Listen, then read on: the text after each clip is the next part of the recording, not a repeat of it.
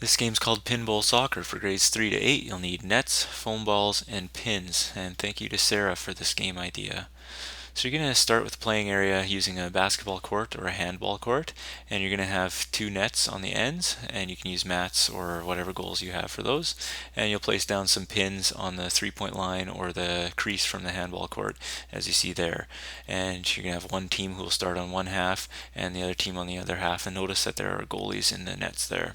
And around the pins, you're going to have a buffer zone or an area where no player can enter from either team. And you can use cones on the corners or have some lines or some spots as your markers. So however you can create those buffer zones. And then you're going to throw in some foam balls as the soccer balls. Now this is a soccer type game with a little bit of bowling and rolling involved, so it gets a bunch of skills all together in one game. And essentially, the players will move around and get to a ball, and they'll be dribbling around the playing area. So we see a red player has got a ball and dribbling around, and of course all the other players would be moving at the same time.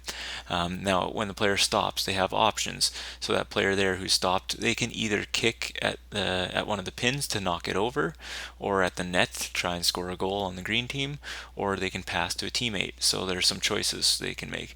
The other choice is they could convert the ball to their hands. So at some point they're dribbling around. If they want, they can stop and convert the ball and bring it up to their hands.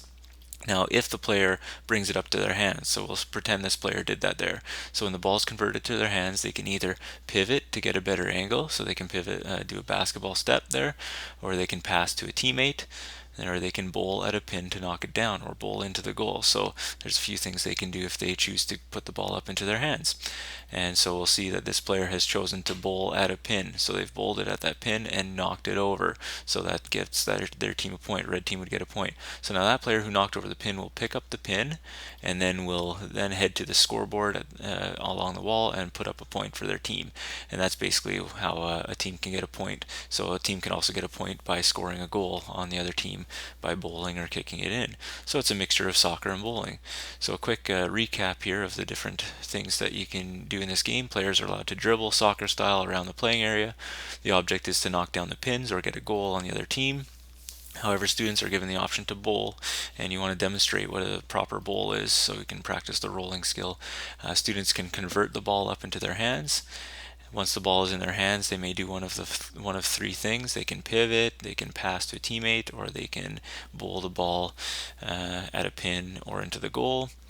If a pin is knocked down, they can reset the pin and put a point on the scoreboard. If a goal is scored, the one who scored will add a point to the scoreboard. And you can think about maybe giving 2 points if a pin is knocked over soccer style. So if they can kick it and knock over a pin, then they can get 2 points. That's up to you. And that's really it for this game idea. Thanks again to Sarah, and hope you've enjoyed this game. Please head to phys edgames.com for more games.